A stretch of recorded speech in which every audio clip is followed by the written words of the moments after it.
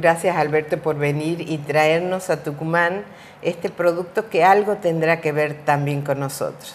No, sin ninguna duda, digamos. Estoy impregnada mi infancia y mi juventud por la influencia de Tucumán, porque he venido muchísimas veces, tengo grandes amigos, tengo toda mi familia paterna, y muy impregnado también por todo lo que fue la cultura original del norte, en el sentido de la participación de mi padre en la fundación de la Carpa como gran movimiento cultural del norte. Entonces la lectura, el acercamiento a Manuel J. Castilla, a María Rosa Agudo, a Julio Ardiles Grey, digamos, un conocimiento que quizá uno que vive en Buenos Aires suele no tener de la cultura, de la producción menos poética y de las provincias, de sus propias provincias. A veces, lamentablemente, conocemos mucho más de lo que se produce en un estado de Estados Unidos que lo que se está produciendo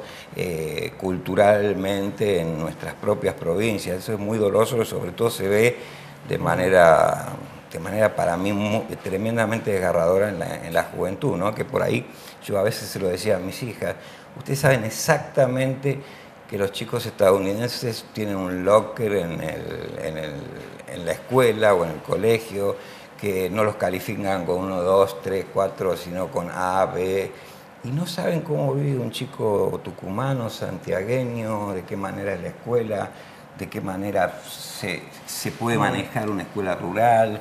No tienen la menor idea, y estamos impregnados de esa cultura que domina por sobre las raíces propias de los argentinos y a su vez de cada una de las provincias y regiones. Sí, esto también lo ves muchas veces en encuentros con distintas especialidades, donde cuando se habla de la producción argentina, se habla de la producción en Buenos Aires. Sí, y entonces, sí. Bueno, esto es para pensar este trabajo que es necesario hacer con criterio federal en todas las áreas culturales. Yo creo que eso es estratégico para recuperar en un sentido y para potenciar la posibilidad de la producción cultural diversificada, con toda la riqueza, con sus particularidades que tiene la Argentina.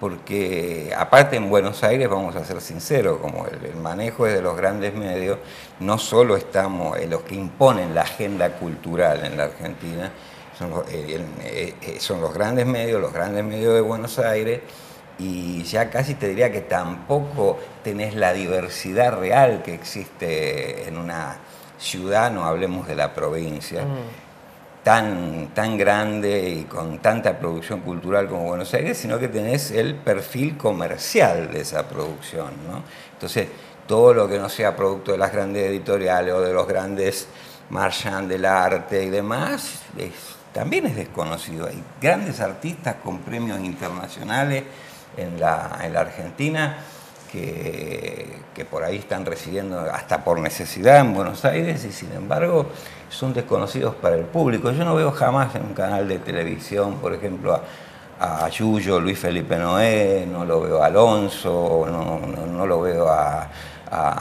salvo por alguna cosa que pasó recientemente desde el punto de vista del monumento en lo que es desarrollo social en la capital, no lo ves a Lorenzo, es decir, no se ven nuestros artistas, la producción, insisto, lo de la literatura ya es una cuestión tremendamente difícil y es imposible ver producción alternativa en los canales de televisión o notas importantes en los suplementos o en las revistas especializadas que sacan los diarios. El fenómeno que se sostiene también desde las provincias, ¿en qué sentido?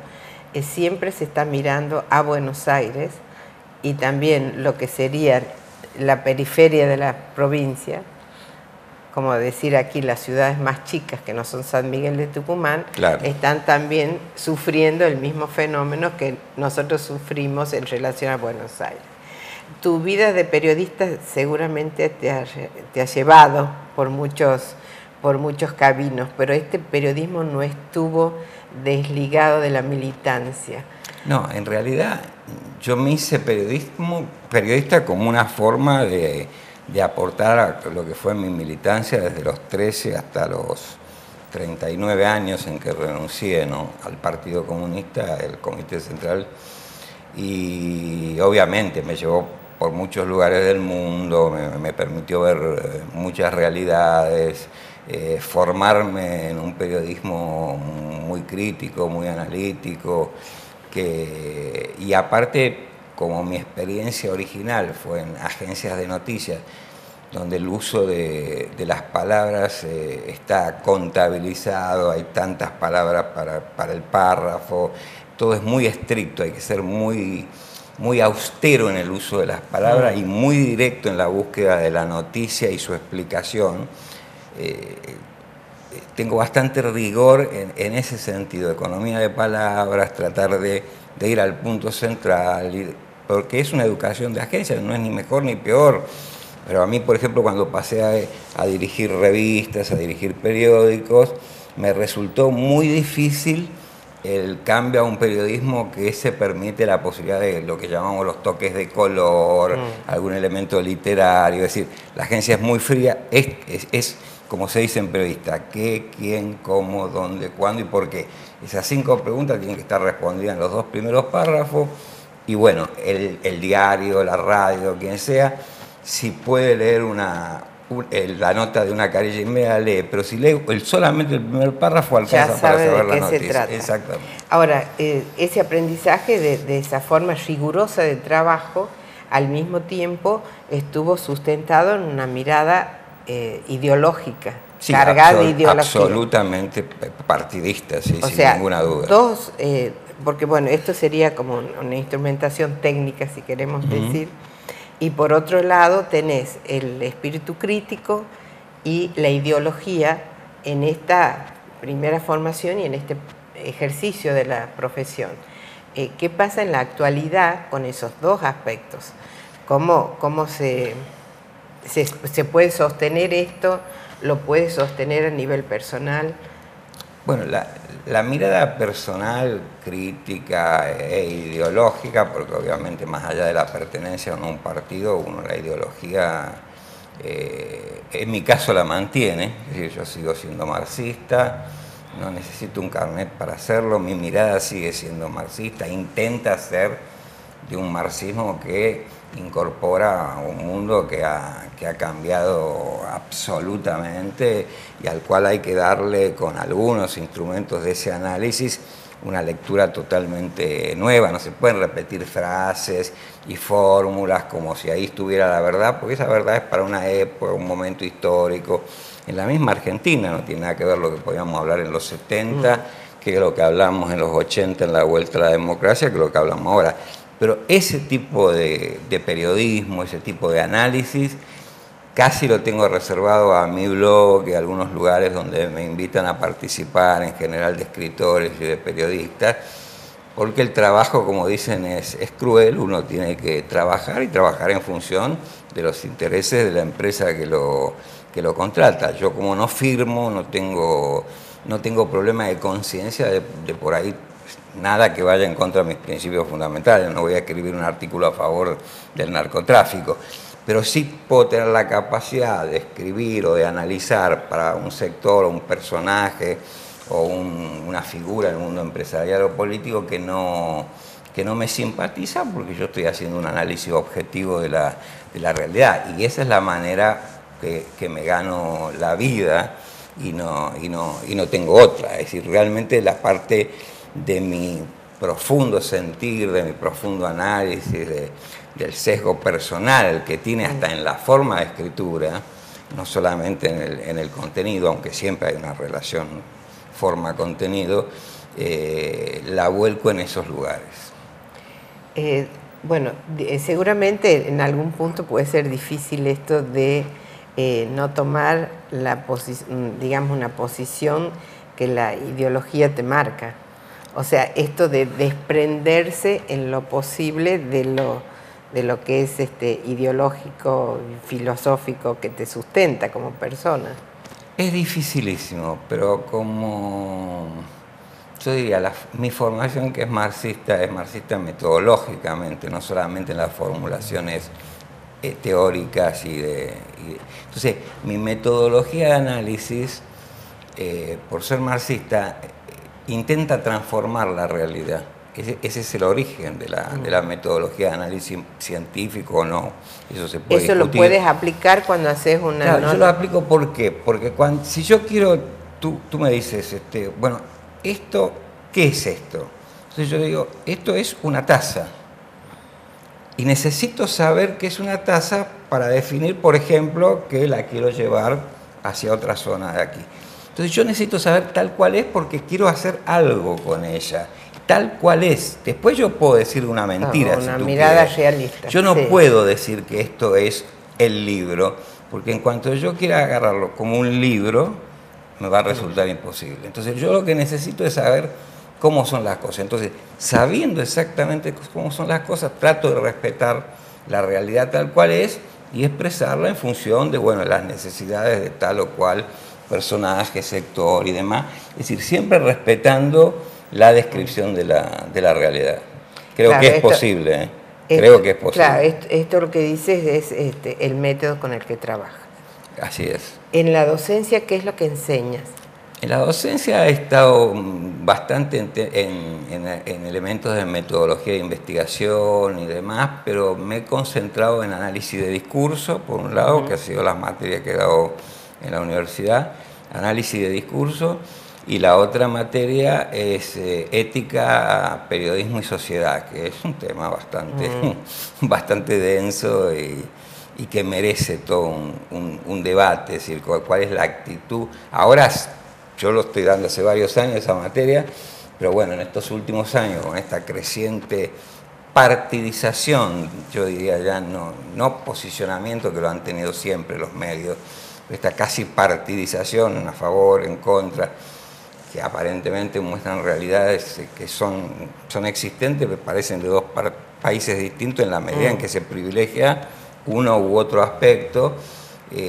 Yo ya explicaba cuál era mi criterio, cuál es el criterio predominante desde el punto de vista de la deontología, de la ética, de los principios que deben regir al periodismo, y en ese momento parecía muy abstracta la discusión, más allá de la relación con las empresas y esto que tú decías, en qué medida uno expresa o no su propia opinión, si tiene que expresar la opinión del medio, que en los grandes medios eso es así.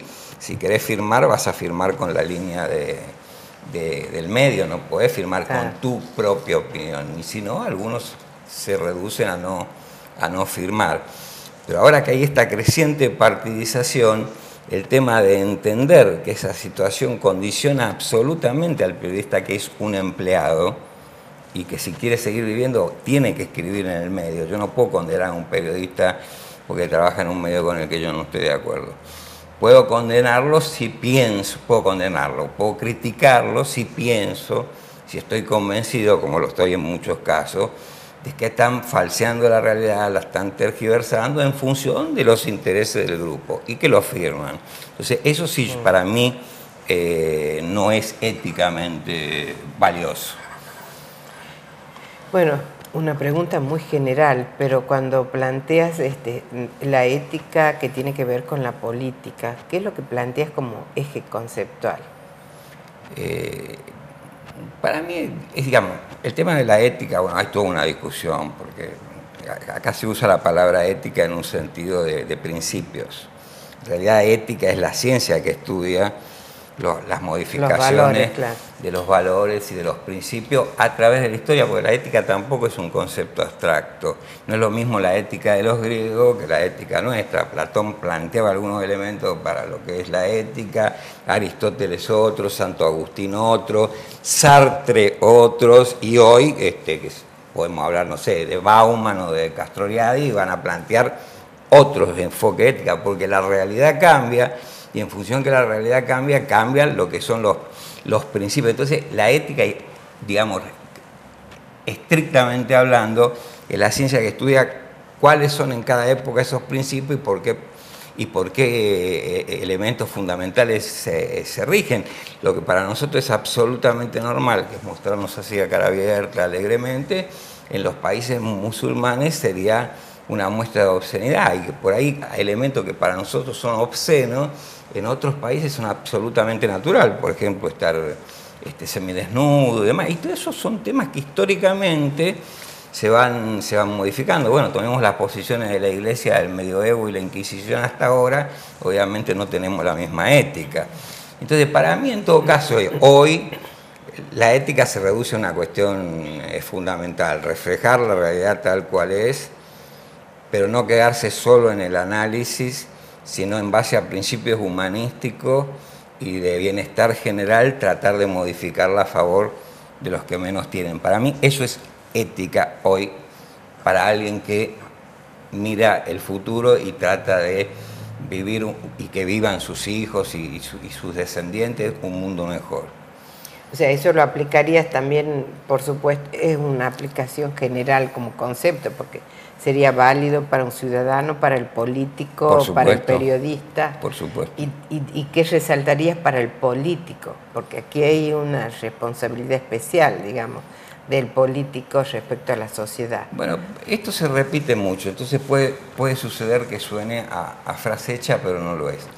Yo creo que el primer mandamiento de un político, cualquiera sea su ideología, el primer mandamiento de un político es que él debe servir a la ciudadanía y no servirse a la ciudadanía en función ni de su fama, ni de sus intereses, y mucho menos económicamente. Pero el concepto es que el político debe servir a la ciudadanía. Ahora, a partir de ahí sí podemos discutir si un enfoque conservador o neoconservador, como por ejemplo el del menemismo, o un enfoque de cambios progresivos en la sociedad, como plantean distintos sectores, algunos en el gobierno, algunos no, debe ser el que, del punto de vista ético, uno comparte. Obviamente yo comparto no una vuelta a los 90, sino una profundización de cambios que hagan a la mejora de la calidad de ciudadano. A mí no me preocupa tanto la calidad de la República como algunos amigos de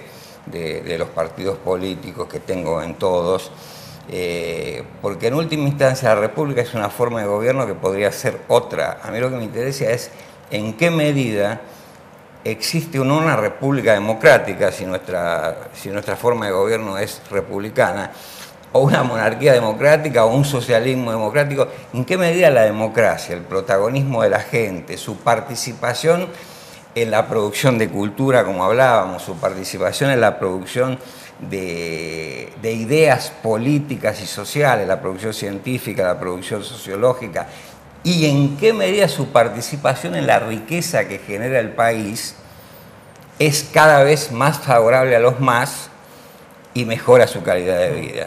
Por supuesto, yo voy a apoyar esa posición, y creo que esa es la verdadera posición ética que se corresponde con los cambios que deben venir o que deben seguir profundizándose, no solo en el país, sino en el mundo. Pero primero, el político como político, aunque sea un conservador, tendría que tener un principio básico, esencial, que uno no se sirve de la política, sino que sirve a los ciudadanos que lo han demandado. Y después podemos discutir personalmente para uno cuáles son los elementos valiosos del punto de vista moral, porque no hay moral buena y moral buena, es decir, pues, se puede ser amoral, es decir, no tener ninguna moral, porque moral no es valioso como definición. El tipo no tiene ningún principio, sencillamente. Entonces, para mí, una moral valiosa es la que se fundamenta en el humanismo, en la visión del otro, en la comprensión, pero también no solo en el análisis, en el entendimiento, sino en la acción concreta para transformar la realidad en favor de esa gente que uno siente que es par de uno, y por ahí sus condiciones de vida, de existencia, son inhumanas, más parecidas a la Edad Media que al siglo XXI, ¿no? ¿Has recibido premios en defensa por la defensa que has hecho de los derechos humanos? Sí. ¿Cómo fue para vos llegar a eso? ¿Por qué llegó ese premio? Bueno, el premio más importante es el de la Organización Internacional de Periodistas en el año 79, es decir, en medio de la dictadura. Yo era el jefe de redacción de la agencia cubana Prensa Latina, que obviamente trabajaba en la Argentina en condiciones tremendamente difíciles, teníamos amenazas permanentes.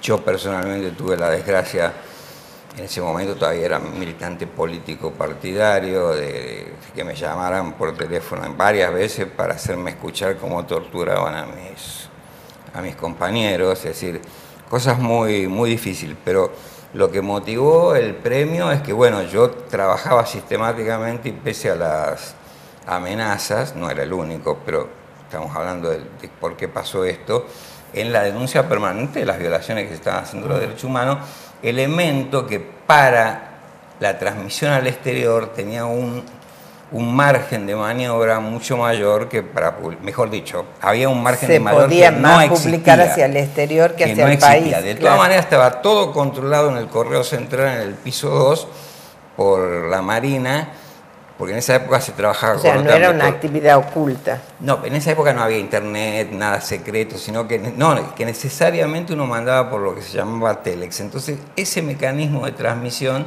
tenía la posibilidad de ser interceptado en el medio y que todos te leyeran lo que estabas enviando. Entonces, había un control permanente, bueno, y eso generaba, digamos, las persecuciones, las amenazas. No podías dar nombre de nada. Yo los daba, pero de todas maneras, sí, por ejemplo, estaba prohibido decir ERP o Montoneros, había que decir la organización declarada ilegal en primer lugar, que era el ERP, y la organización declarada ilegal en segundo lugar, que eran los Montoneros. Y eran todos estos inventos de intento de fuga, digamos, la ley de fuga, como se llamaba, porque eran gente que la llevaban al medio del campo y la fusilaban, sin hablar de los famosos vuelos de la muerte. Pero lo que ellos informaban, habrá habido 1 de cada 10 enfrentamientos reales. Y bueno, esta prédica, más un hecho muy importante, que fue quizá el que definió la situación, que tuve la suerte, porque realmente en eso fue suerte, y bueno, y las vinculaciones que yo tenía anteriormente, fui el primero que a nivel internacional envió al exterior la carta de Rodolfo Walsh a la Junta, y eso fue un impacto mundial que, bueno, generó una repercusión que todavía la tiene, obviamente. ¿Por qué tuviste esa posibilidad? Bueno, porque yo tenía un par de amigos míos muy queridos, aunque no pertenecíamos a la misma organización, que estaban trabajando en ese momento en el ANCLA, la agencia de noticias clandestina que dirigía Walsh, en la que estaban Carlos Suárez, que era uno de mis grandes amigos, Lilia Pastoriza, bueno, Berbisky también, y entonces tenía una manera de que me llegue ese material antes que a las otras agencias de noticias. Porque a los diarios, a todos esos lugares, llegaba y lo tiraban al canasto, por supuesto, porque no querían ni tocarlo porque era alta peligrosidad. Las agencias lo hacían y en general mandaban información, pero bueno, en este caso yo tuve la suerte de salir casi 2 horas antes que primero la envió, entonces fue un impacto importante. Bueno, esto repercutió probablemente, creo que los hechos lo dijeron en la muerte después del periodista, de Walsh. En realidad, Walsh, en el caso no fue Walsh, yo creo, bueno, no tengo seguridad de eso porque ellos lo manejaban a su manera, yo no puedo saber cómo ejercían la distribución. Yo sé que Walsh mandaba una cantidad y cada uno de ellos mandaba una cantidad de copias.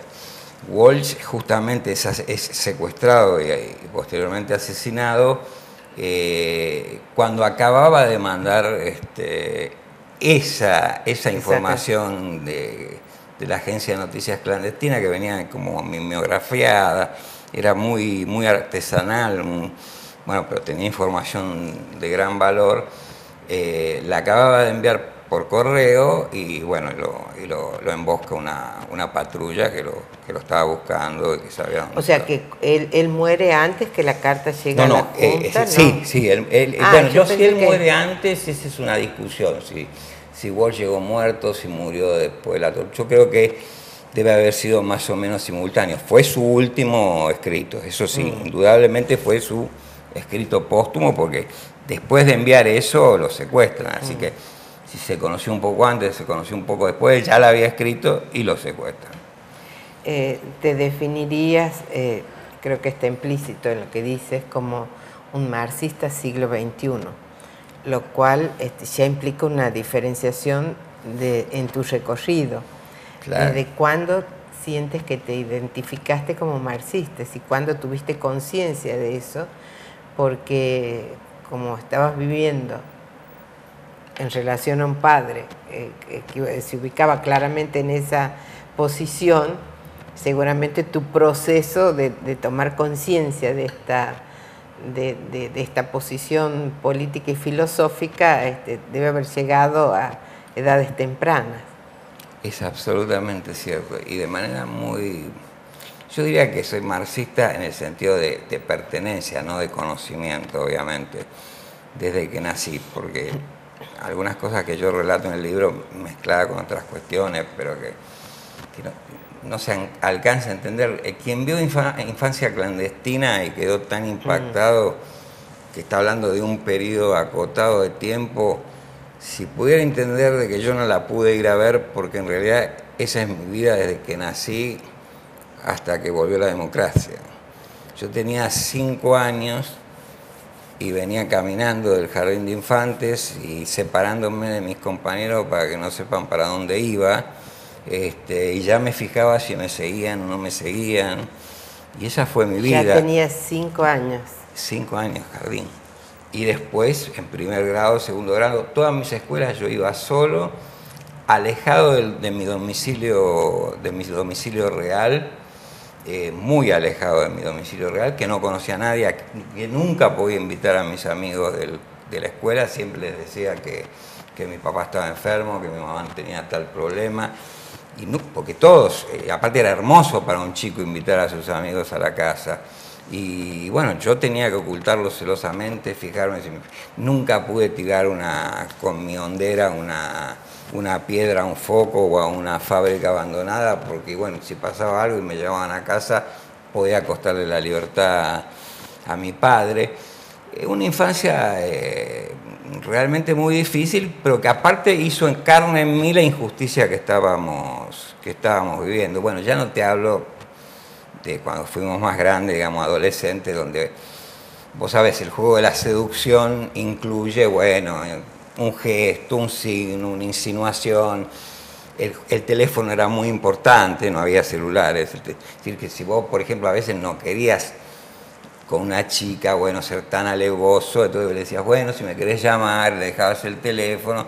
Si la chica te llamaba, es que, bueno, la cosa por ahí podía ir. Estamos hablando de otras épocas, ¿no? Pero todo eso yo no me lo podía permitir, siempre tenía que ir al frente y a tratar de ver qué pasaba, porque todo ese jueguito no lo podía permitir, porque mi teléfono también era absolutamente desconocido. Y todo eso fue así hasta que me fui de casa, y cuando me fui de casa era ya un militante, por lo tanto también me tenía que cuidar, no a ese nivel, pero en la medida en que la represión fue siendo más violenta, sí hubo que seguir cuidándose a ese nivel, ¿no? El Partido Comunista estuvo en la clandestinidad, mencionabas muchos más años que cuando estuvo autorizado como partido, sí, y en la vida pública. El Partido Comunista se fundó en el año 17, poco después de la... En realidad es una división del Partido Socialista.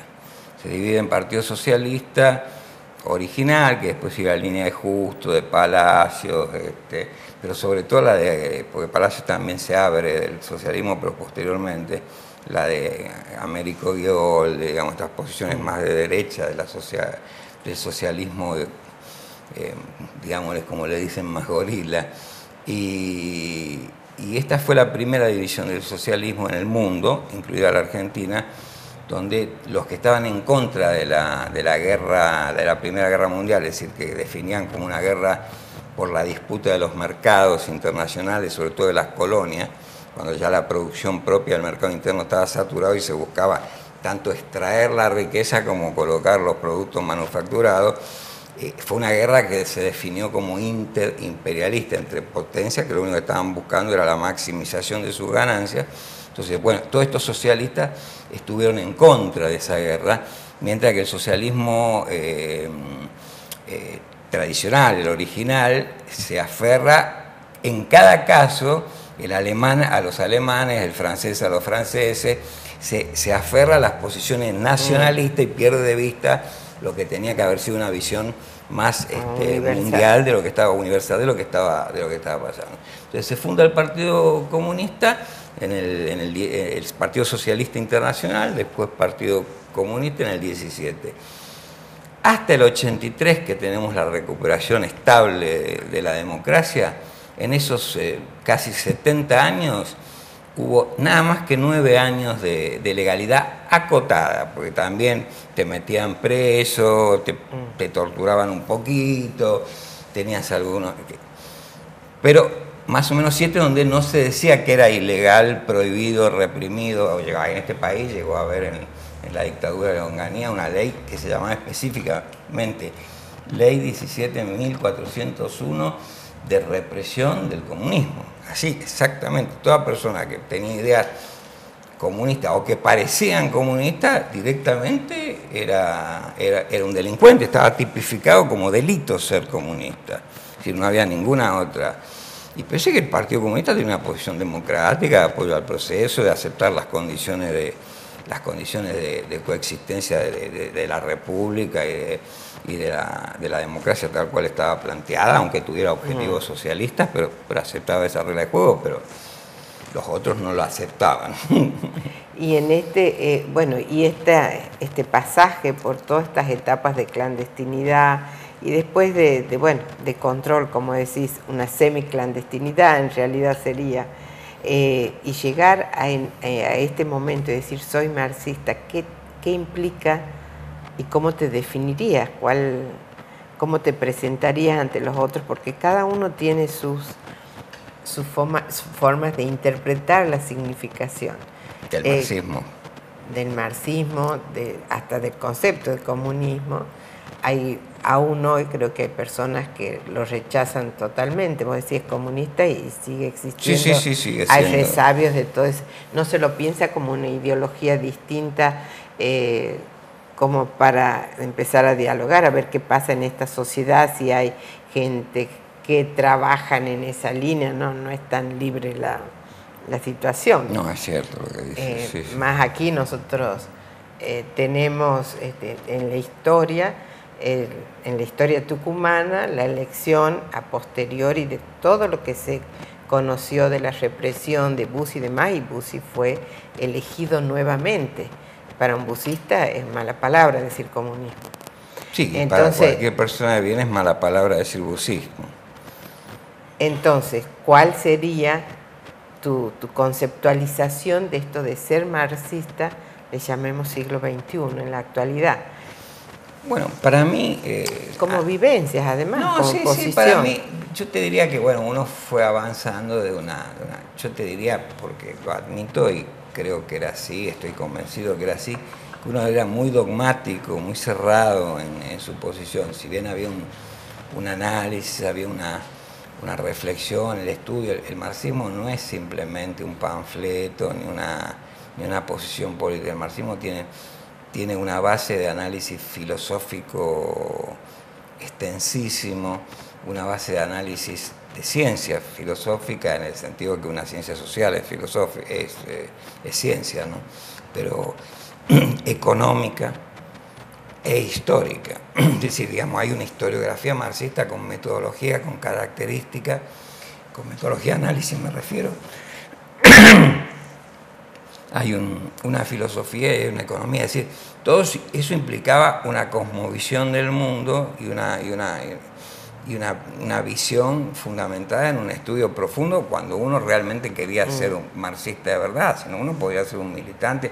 Yo no creo que todos los radicales ni siquiera sepan, por ejemplo, que el radicalismo se inspira en un filósofo español que se llamó Krause.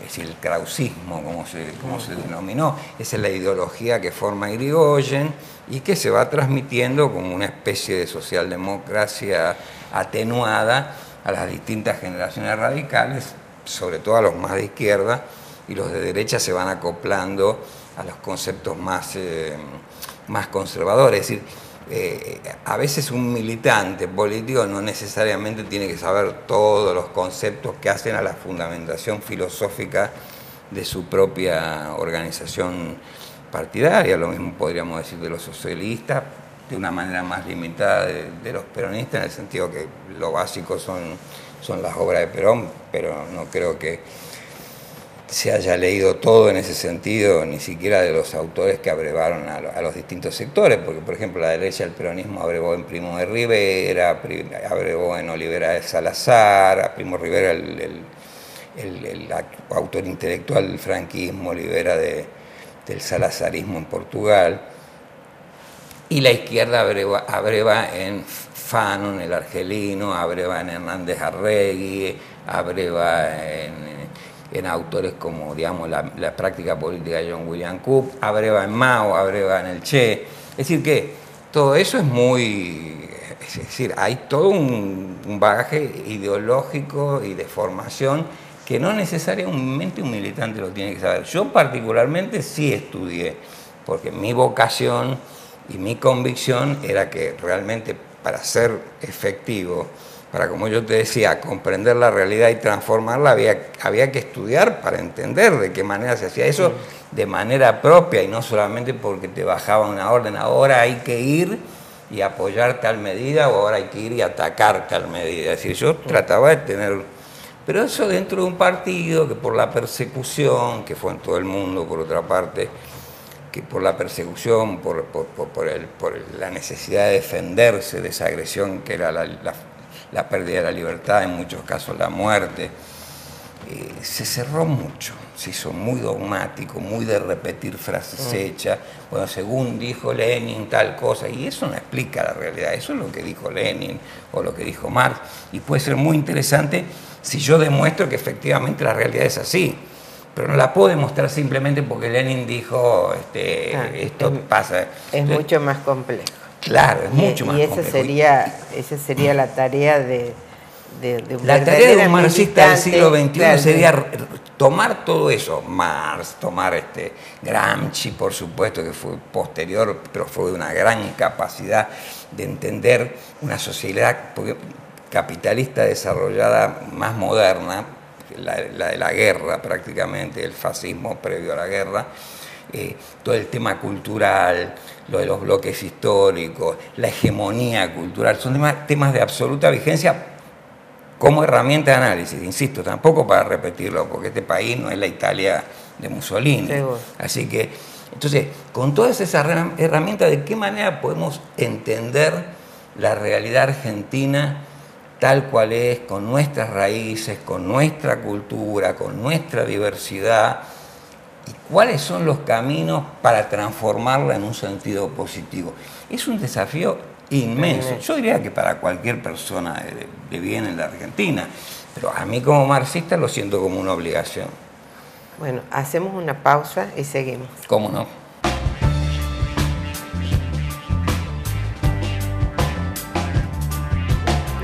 Esto que estábamos charlando de hecho está de fondo, y además hay una serie de narraciones o una narración continuada que tiene que ver con tu propia vivencia. Pero el libro se llama Secretos en Rojo y no dice autobiografía. No es, o sí es, porque está tu propia mirada en el relato de estas experiencias, y además al decir secretos implica también una vivencia muy particular, algo guardado por los otros, algo guardado por vos mismo. Exactamente. Entonces, ¿en qué punto es autobiografía, en qué punto no lo es? ¿Y qué riesgos esto de develar secretos?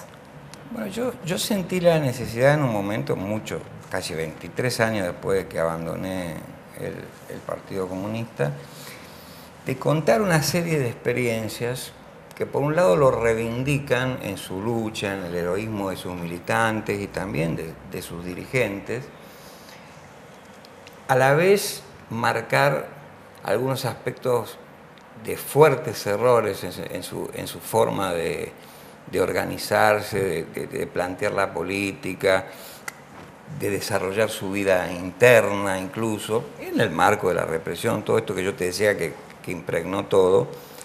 Y finalmente, cómo todo eso, más la experiencia de los años 60 y 70, no solo del partido, sino del conjunto de lo que yo viví, que fueron las juventudes políticas argentinas, es decir, los jóvenes peronistas, radicales, socialistas, intransigentes, desarrollistas, democristianos, de qué podíamos extraer de enseñanza de todo eso para el hoy, ¿no? Entonces, bueno, claro, vos decís secretos y yo te digo, bueno, un secreto que hoy no es el tema de discusión, por eso lo puedo revelar, porque eso ya no existe, ni el tema está planteado. Es el tema de la lucha armada en los 70 y el hecho que se cuenta por primera vez que el Partido Comunista fue una organización político-militar con determinadas características, que bueno, eso hay que verlo en el libro, pues es muy extenso para explicar, que fue en realidad cuando la historiografía, aún la académica, reconoce que la primera guerrilla en Argentina fue peronista, Uturún, Costa Corralo, eventualmente después la toma del policlínico bancario en Buenos Aires, ¿no? En el sentido Turunco y demás, en Tucumán, Salta, que fueron las primeras expresiones de guerrilla a partir de los años 60. Sin embargo, la primera guerrilla en la Argentina fue organizada por el Partido Comunista en lo que entonces era el territorio nacional del Chaco, y con un gran apoyo del campesinado y sobre todo de los indígenas que estaban en un proceso de grandes rebeliones, porque las masacres de los dueños de la tierra y de la vida y de la hacienda, que eran los mismos, ¿no? Los Dreyfus, los Bungibor, la Forestal, era muy brutal la represión, la masacre de los indios fue terrible. Cosa, como hablábamos cuando hablábamos de la cultura, la historia, parte de la cultura, desconocida para cualquier lector de una provincia que no sea el Chaco, que fue declarada provincia en la época de Perón. Pero en esa época era un territorio nacional y territorio libre para estos personajes siniestros. Y bueno, la resistencia, yo te diría que hasta la autodefensa llevó a esa decisión, e incluso hubo algunas acciones en conjunto con el famoso bandido rural, con mate cocido, cosas que yo relato, no existen en la historia argentina.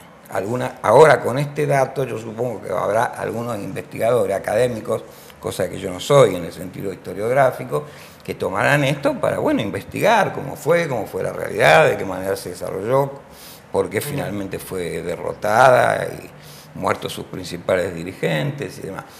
Un hecho, como podría contar otro. Otro tema muy importante es revelaciones que hago acerca de el Che en Bolivia y el Che en África. Y sobre todo el Che en Bolivia porque yo he compartido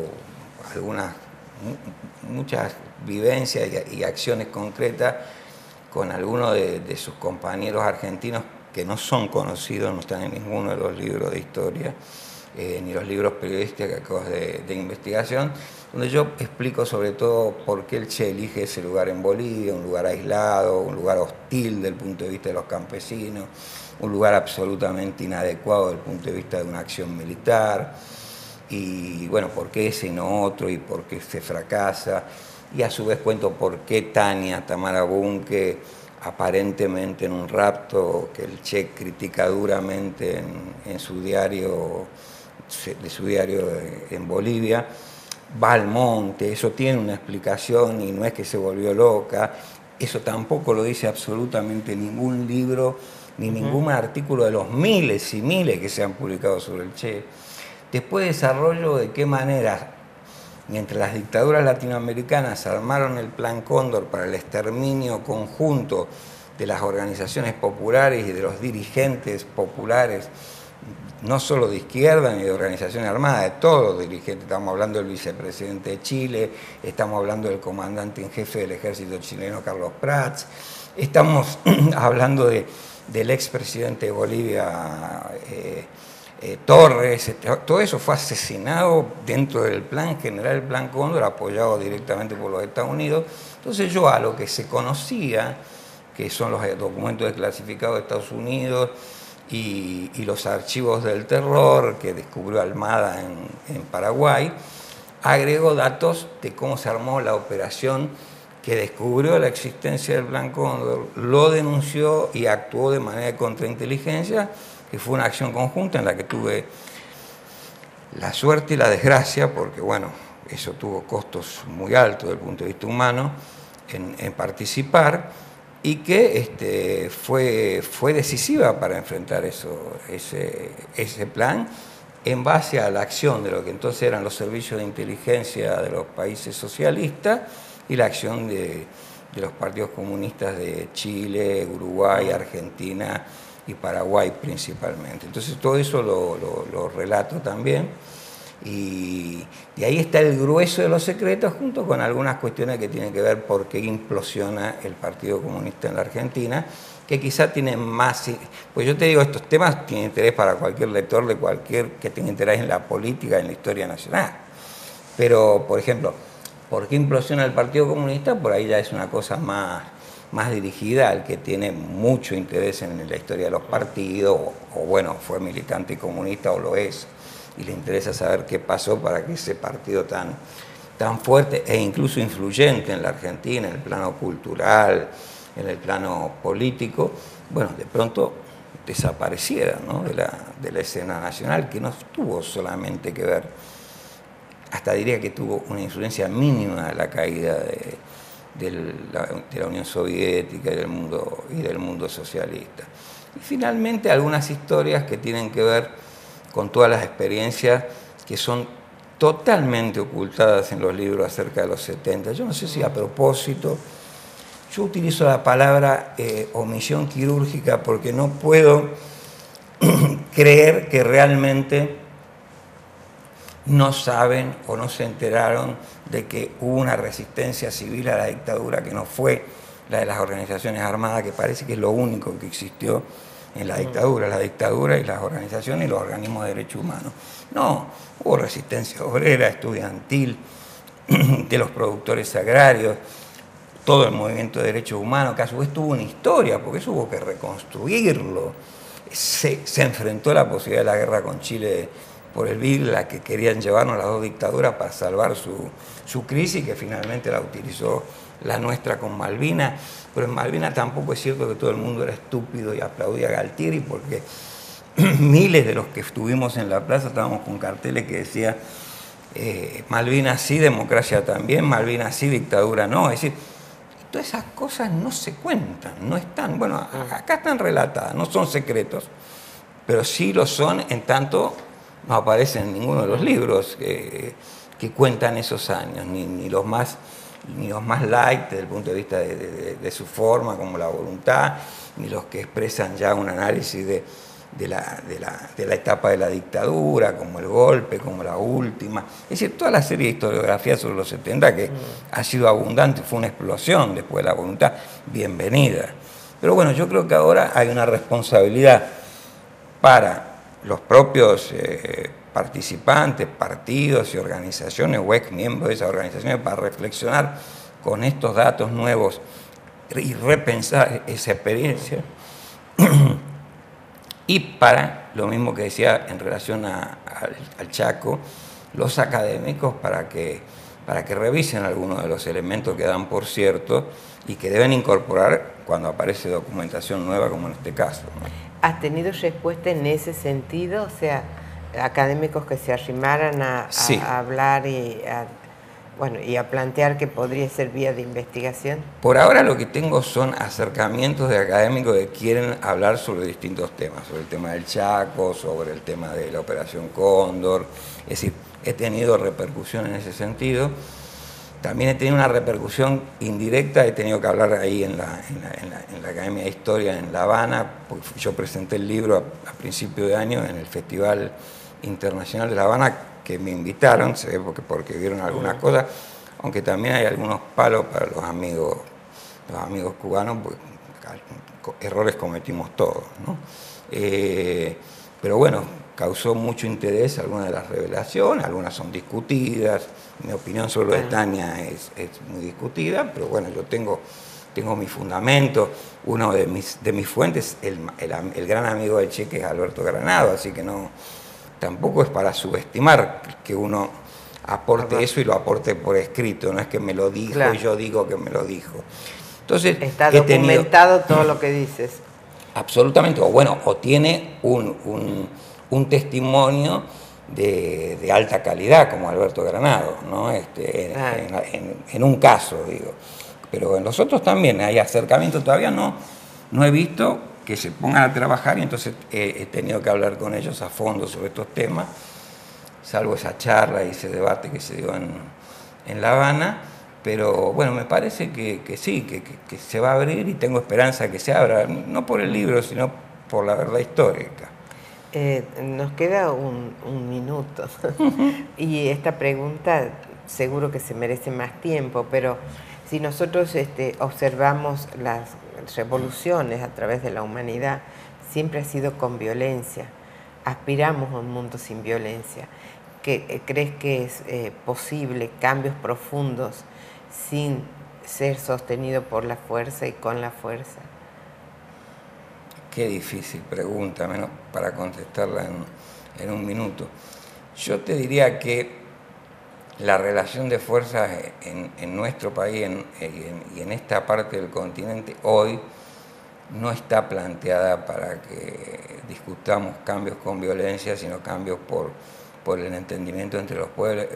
Se han dado pasos muy importantes como eliminar la posibilidad de conflicto entre nuestros países, con Chile, con Brasil. Las hipótesis de conflicto, ya ni siquiera se habla de hipótesis de conflicto, que tuvo siempre la Argentina fue con sus países vecinos y no por ahí con los que realmente significaban un peligro, como Estados Unidos y demás, a la búsqueda de los recursos naturales, todo esto que se viene en el futuro como una disputa, y yo no sé qué violencia puede alcanzar. Pues cuando la cuestión escasea, también estamos hablando de un mediano plazo.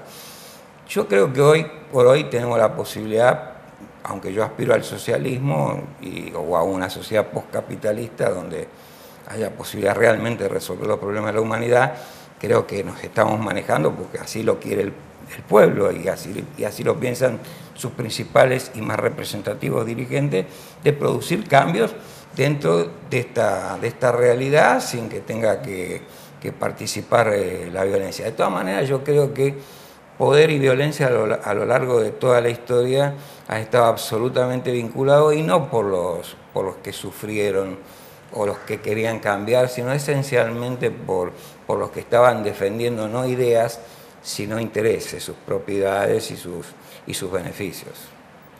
Bueno, yo te agradezco muchísimo esto. Hacemos una breve pausa y el cierre. Listo.